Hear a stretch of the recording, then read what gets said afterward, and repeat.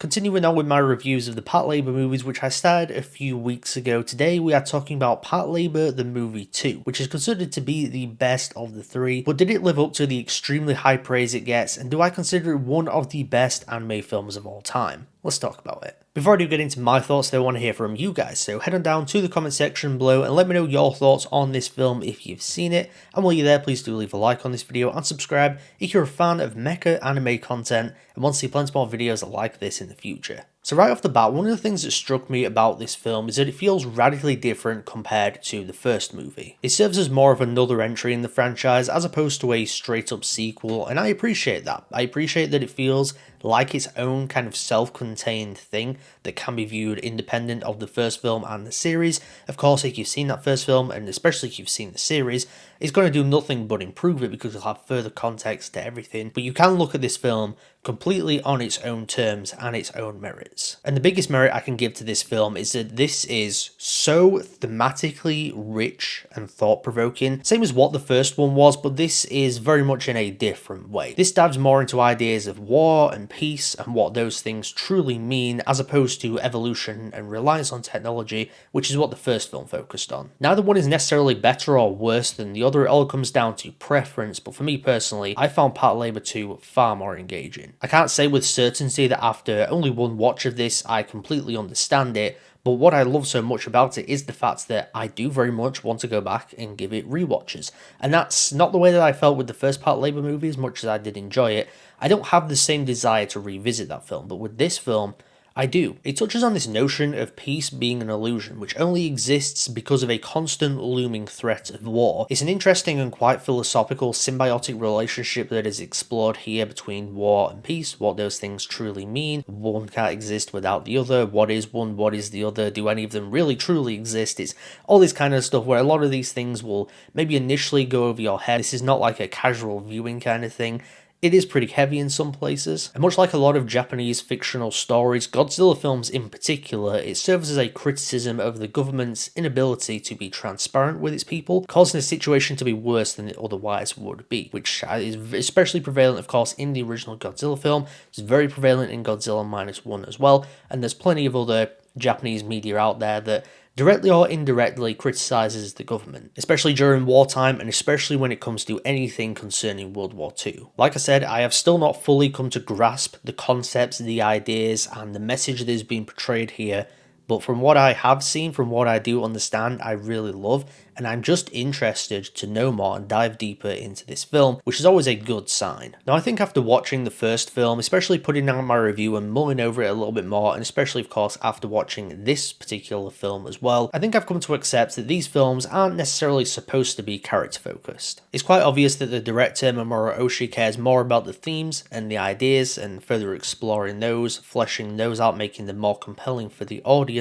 If that was his goal, which I'm pretty sure it is watching these films, then he absolutely succeeds like 100% here. With that said though, I think I like the characterization more in this film as opposed to the first one. The first one had a lot of characters there, and especially when it felt like you were just being thrown into this world, and especially for me personally, having not watched the series, I didn't have context to things, and I felt like I needed context to certain things and certain characters in some places. When it comes to this film though, there's established things of course that have been in the first Patlabor movie, and then you come over to this and things have definitely changed a little bit, but you can get a good grasp on the situation, where things are at, where characters are at, and it's also a bit more focused. There's like really three, maybe a maximum of like four main characters in this film, two of which were already involved in the first film, and therefore personally I'd already established at least somewhat of a connection to them. So going into this film, I kind of knew the characters, I kind of knew their relationship a little bit more, and therefore I actually found it easier to engage with this film and engage with its characters. They're not the strongest things ever, I've seen far better characterization in other films. What I do like though is that the characters involved in here aren't like the kind of cadet type characters that you have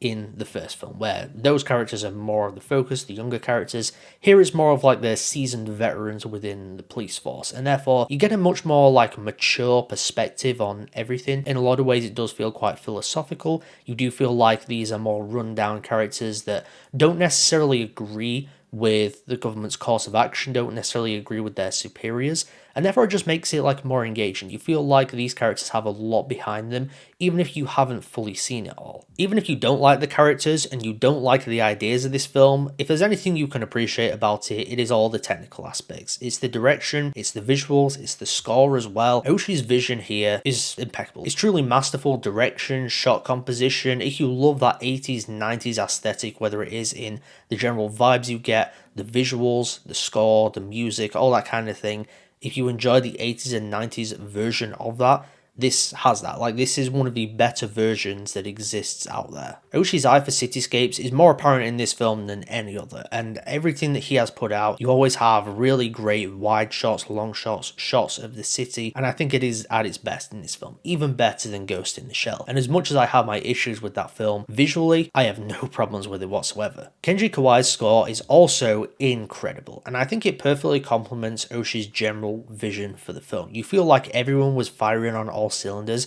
everyone understood the vision of Oshi, and everyone complements that vision, and I think the score most of all. When you get these big wide city shots and Kawai's track Unnatural City playing in the background, it is like a fever dream, and that's the intention behind it. It's supposed to kind of evoke this feeling of an illusion, of a dream, and I think that they captured that so well, and it's truly like lightning in a bottle kind of stuff. As much as I can sit and praise so much about this film, there is one issue that I have which is somewhat major, but it's also not, and it's the third act. It goes into more of like the action kind of realm where you get, you know, the third act final battle kind of thing, and it's not quite as big scale, I would have said, as the first film, which I think it works not being too big a scale, but at the same time, it also feels far more shoehorned in than the final battle in the original film. I think it works there. Here, it just feels like it's thrown in for the sake of almost connecting with the rest of the franchise, because you bring in all of like the main characters from, you know, the police force that we saw in the first film, and I assume was throughout the series,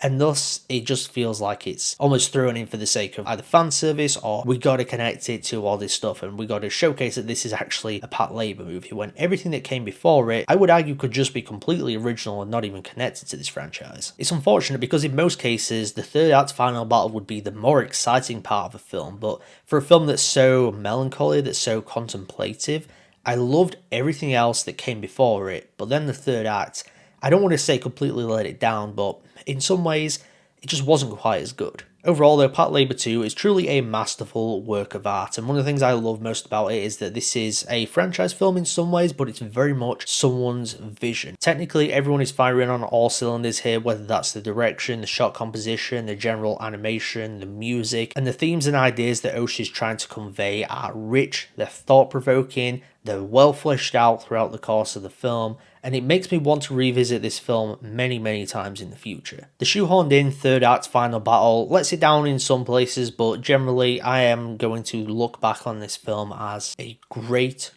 work of fiction. Would I say it is one of the best anime films of all time? That's difficult to say on personal preference, but I think it's probably one of the best made ones. So with all that in mind, I'm going to give Patlabor 2 the movie an A. Before I get out of here though, please do leave a like on this video. Also subscribe if you're a fan of mecha anime content and want to see plenty more videos like this in the future. And head on down to the comment section below. Let me know your thoughts on this film if you've seen it. Where's it ranked within the trilogy? And stay tuned because I'm going to have a review of Patlabor 3 coming pretty soon. But as always, thank you so much for tuning into mchat today. I'll see you guys next time.